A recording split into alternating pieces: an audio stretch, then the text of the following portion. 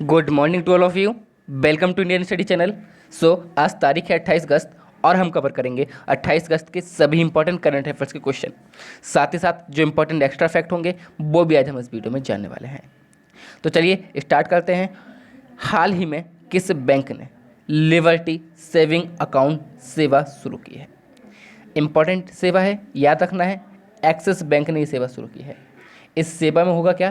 तो जो 35 ईयर से कम के यानी कि जो युवा हैं हमारे, उनको अस्पताल नकद बीमा कवर किया जाएगा जो कि 20,000 रुपये तक का होगा और पर साल यानी कि प्रति वर्ष के लिए होगा। फिलहाल बात की जाए एक्सिस बैंक की, जिसकी हेडक्वार्टर कहाँ पर है? मुंबई में है। अमिताभ चौधरी इसके एमडी और सीईओ हैं। और टैगलाइन इसकी इंपॉर्टेंट हो जाती है जो आपको याद रखनी है, बढ़ती का नाम जिंदगी, ये इसकी टैगलाइन है। हाल ही में बिनेटॉन्स को एसबीआई म्यूचुअल फंड का नया सीईओ एंड एमडी बनाया गया है। वह किसका स्थान लेंगे? अब देखिए, एसबीआई म्यूचुअल फंड और एसबीआई बैंक दोनों ही अलग हैं, लेकिन एक ही संस्था यानी कि एसबीआई के ही क्या कहते हैं हम प्रोडक्ट बोल सकते हैं। और इसका जो सीईओ है वो किसे बनाया गया है? बिनेटॉन्स को बनाया गया है। लेकिन ये किसका स्थान ले रहे हैं ये पूछा गया है। तो ये अश्वनी भाटिया यानी कि ऑप्शन सी इसका बिल्कुल सही आंसर हो जाएगा। तो ये अश्वनी भाटिया का स्थान ले रहे हैं। अब अश्वनी भाटिया का स्थान ले रहे हैं तो अश्वनी भाटिया कौन हो गए? तो मैंने आपको बताया था, वो अब मैनेजमेंट डायरेक्टर नियुक्त हो गए हैं एसबीआई बैंक के, यानी कि एमडी नियुक्त हो गए हैं। अब जब ये क्वेश्चन आया था तो मैंने आपको बताया था, एसबीआई के बोर्ड ऑफ डायरेक्टर में एक चेयरपर्सन रहते हैं, 4 एमडी रहते हैं और 8 क्या रहते हैं? डायरेक्टर रहते हैं। यानी कि मैनेजमेंट डायरेक्टर, यहाँ पर डायरेक्टर और ये एक चेयरपर्सन रहते हैं। यानी कि टोटल मिला के 13 जो है मेंबर रहते हैं बोर्ड ऑफ डायरेक्टर एसबीआई के। ठीक है।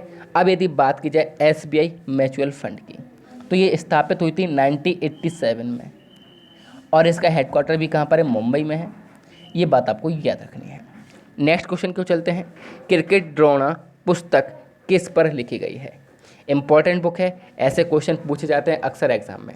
तो इसका बिल्कुल सही आंसर हो जाएगा ऑप्शन सी, यानी कि वासुदेव परांजपे इसका बिल्कुल सही आंसर हो जाएगा।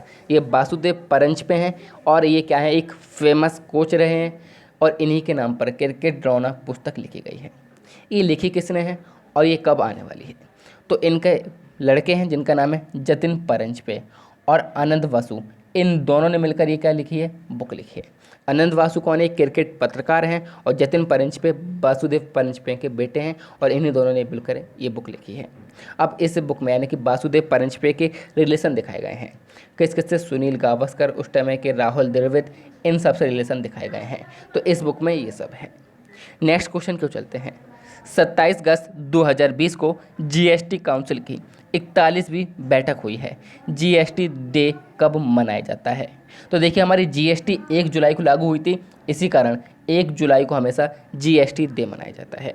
और जीएसटी जो काउंसिल है, इसकी बैठक की जो अध्यक्षता की है वो फाइनेंस मिनिस्टर यानी कि निर्मला सीतारमण जी ने की है, जिसमें बताया गया है कि इस साल जीएसटी में 2.35 लाख करोड़ रुपए की कमी आई है और जो हमारे टैक्सेस हैं इसमें भी कोई इंक्रीजमेंट नहीं किया गया है। तो सिर्फ इस क्वेश्चन के बारे में इतनी इंपॉर्टेंट आप लोग के लिए इंपॉर्टेंट है। नेक्स्ट क्वेश्चन को चलते हैं। केरल सरकार द्वारा शुरू की गई पहली समुद्री एम्बुलेंस का नाम बताइए। तो देखिए, इसका नाम हो जाएगा ऑप्शन बी, यानी कि प्रतीक्षा इसका बिल्कुल सही आंसर हो जाएगा। तो प्रतीक्षा जो है वो केरल सरकार द्वारा शुरू की गई पहली समुद्री एम्बुलेंस है। एक्चुअली होता क्या था, समुद्र में जो मछुआरे होते थे तो पर साल यानी कि एक साल में लगभग 30 मछुआरों की मृत्यु हो जाती थी दुर्घटना के कारण, समुद्री दुर्घटनाओं के कारण। इसी कारण अब समुद्री एम्बुलेंस चलेगी, जिसकी 14 मील पर किलोमीटर के हिसाब से क्या है, नॉटिकल 14 नॉटिकल मील के हिसाब से ये स्पीड रहेगी इसकी। साथ ही साथ यदि बात की जाए तो ये जो एम्बुलेंस है, इसी प्रकार की 2 और एम्बुलेंस आनी है जिनका नाम है प्रत्यूषा और करुणा। प्रत्यूषा जो है वो एर्नाकुलम में लाई जाएगी और करुणा जो है वो कोझीकड़ में लाई जाएगी। फिलहाल बात करेंगे केरल सरकार की या केरल की, जिसकी राजधानी तिरुवनंतपुरम है और तिरुवनंतपुरम में ही प्रतीक्षा ये लॉन्च की गई है। पिनरई विजयन यहाँ के मुख्यमंत्री हैं, आरिफ मोहम्मद खान यहाँ के राज्यपाल हो जाएंगे। हाल ही में उड़ान योजना का 4था संस्करण शुरू किया गया है। इस संस्करण में कितने और नए मार्गों को जोड़ा गया है? तो रिसेंटली इस संस्करण में 78 मार्गों को जोड़ा गया है, यानी कि ऑप्शन से इस क्वेश्चन का बिल्कुल सही आंसर हो जाएगा। उड़ान योजना को समझने के लिए आप पहले डिटेल में समझिए। उड़ान हम लोग इंग्लिश में इस प्रकार से लिखते हैं, इसका मतलब यह है उड़े देश का आम नागरिक, ये इसका मतलब है उड़ान योजना का। ये इसका मतलब है, सिर्फ एक ए आता है उड़ान योजना का। अब ये 2016 में स्टार्ट की गई थी और किस मिनिस्ट्री के अंडर में आती है ये, तो मिनिस्ट्री ऑफ सिविल एविएशन के अंडर में आती है। इसका मेन रीज़न क्या था या मेन उद्देश्य क्या था, तो जो रीजनल एविएशन है उसको डेवलप करना था, ये इसका मेन उद्देश्य था। जो हमारा उड़ान फर्स्ट यानी कि उड़ान का पहला संस्करण था, उसमें हमारे 128 रूट थे और 70 एयरपोर्ट शामिल किए गए थे, जिसमें से कुछ नए एयरपोर्ट बनाने का भी काम किया गया था। बात की जाए उड़ान 2 की, जब उड़ान 2 योजना आई थी तो ये 2018 में आई थी और इसमें हमने क्या किया था, हेलीपैड लॉन्च किए थे फर्स्ट टाइम। उसके बाद हमने उड़ान 3 योजना बनाई थी और उसमें क्या था, टूरिज्म को बढ़ावा दिया था। और अब कौन सी आ रही है, उड़ान का चौथा संस्करण आ रहा है और इस संस्करण में हम लोग नॉर्थ ईस्ट रीजन के जो क्षेत्र हैं उस पर क्या कर रहे हैं, फोकस कर रहे हैं, साथ ही साथ आइलैंड जो हैं उन पर कर रहे हैं और हिली स्टेशन इन पर हम लोग क्या कर रहे हैं, फोकस कर रहे हैं। नेक्स्ट क्वेश्चन की ओर चलते हैं। हाल ही में किस देश ने दुनिया के सबसे शक्तिशाली हाइड्रोजन बॉम्ब के परीक्षण का वीडियो जारी किया है? तो देखिए, हाइड्रोजन बॉम्ब सबसे शक्तिशाली दुनिया के, तो इसका परीक्षण जो है वो रूस ने किया है और 40 मिनट की ये वीडियो है जो कि शेयर की गई है रूस के द्वारा और इसमें बताया गया है कि ये वर्ल्ड का मोस्ट पावरफुल हाइड्रोजन बम है और ये 27 अगस्त 2020 को ये वीडियो डाली गई थी। अब यदि बात की जाए इस बम का नाम क्या है, तो ये आपको याद रखना है, काफ़ी इंपॉर्टेंट हो जाएगा, जार, और इंग्लिश में से ऐसे लिखेंगे TSAR, ये इसका नाम है। यदि इसकी बात की जाए इसकी शक्ति की खतरनाक कितना है, तो जो हिरोशिमा और नागासाकी पर जो बॉम्ब अटैक हुआ था उससे 3333 गुना ज़्यादा खतरनाक है ये। तो आप समझ सकते हो कितना ज़्यादा खतरनाक बॉम्ब है जो कि रूस ने भी रिसेंटली परीक्षण किया है। नेक्स्ट क्वेश्चन को चलते हैं। हाल ही में अंतरिम रूप से टिकटॉक के CEO किसे बनाया गया है, यानी कि chief executive officer of TikTok, तो किसे बनाया गया है, तो बेनेसा पप्पास को बनाया गया, यानी कि ऑप्शन बी इसका बिल्कुल सही आंसर हो जाएगा। अब इनको बनाया गया है तो पहले कौन थे, तो पहले केविन मेयर थे और इन्होंने अभी रिसेंटली 4 मंथ का रिटायरमेंट लिया है। कितने मंथ का, 4 मंथ का रिटायरमेंट लिया है। अब यदि बात की जाए बेनेसा पप्पास की, तो ये USA में टिकटॉक के CEO थे, लेकिन परंतु अब इनको टिकटॉक का CEO बनाया गया है। एक्चुअली होता क्या है, जो टिकटॉक है उसके हर देश में अलग अलग CEO होते हैं, इसी प्रकार से एक हेडक्वार्टर वाला CEO होता है जो कि बेनेसा पप्पास को बनाया गया है।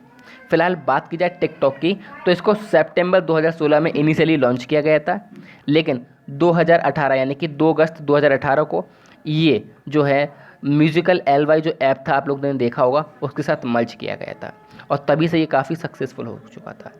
तो ये बात आपको याद रखनी है। हाल ही में IPL 2020 की आधिकारिक परीक्षण एजेंसी किसे नियुक्त किया गया है, तो देखिए जिस प्रकार से मैंने आपको बताया था कि IPL का एक जो ड्रीम 11 था उसने स्पॉन्सरशिप ली थी IPL की। अब कितने रुपए में ली थी ये आपको कमेंट बॉक्स में बताना है। फिलहाल यदि बात की जाए IPL 2020 की आधिकारिक परीक्षण एजेंसी, यानी कि जो टेस्ट करेगी IPL के सभी इसी सीजन का, तो इसका आंसर क्या हो जाएगा, BPS हेल्थ केयर, यानी कि ऑप्शन ए इस क्वेश्चन का बिल्कुल सही आंसर हो जाएगा। तो BPS हेल्थ केयर एक कंपनी है जो कि UAE की है और इन्होंने क्या किया है, IPL के 13वें सीजन की जिम्मेदारी ली है। अब ये क्या करवाएंगे, तो ये जितने भी हमारे प्लेयर हैं, BCCI वर्कर हैं और BCCI से रिलेटेड जो लोग हैं उनका क्या करवाएंगे, ये कोरोना टेस्ट करवाएंगे जब तक कि पूरा IPL ना हो जाए और इन्हीं की जिम्मेदारी है कोविड-19 टेस्ट करवाने की। और ये किसने चुनी है, ये तो BCCI ने चुनी है, क्योंकि BCCI ही क्या कराता है, हमारा IPL कराता है। और ये कौन सा संस्करण है, 13वां संस्करण है। कहाँ पर होना है, UAE में होना है। फिलहाल बात की जाए BCCI की, तो board of control for cricket in India, जिसकी स्थापना 1928 में हुई थी। वानखेड़े स्टेडियम यानी कि मुंबई में इसका हेडक्वार्टर है। सौरभ गांगुली इसके प्रेजेंट टाइम पर चेयरपर्सन चल रहे हैं और जय शाह इसके सेक्रेटरी हैं, जो कि अमित शाह के बेटे हैं। जय शाह इसके सेक्रेटरी हैं। हाल ही में थम्बी महोत्सव 2020 के नाम से ड्रैगन फ्लाई फेस्टिवल का आयोजन कौन सा राज्य करेगा। देखिए जो केरल है वो फर्स्ट टाइम थम्बी महोत्सव के नाम से किस महोत्सव का फेस्टिवल का आयोजन कर रहा है? ड्रैगन फ्लाई फेस्टिवल का आयोजन कर रहा है। यानी कि इस क्वेश्चन का ऑप्शन बी बिल्कुल सही आंसर हो जाएगा। तो आई होप वीडियो आप लोग को समझ में आई होगी। तो प्लीज़ वीडियो को लाइक करिएगा, शेयर कीजिएगा, सब्सक्राइब कीजिएगा। Thank you all of you. जय हिंद, जय भारत।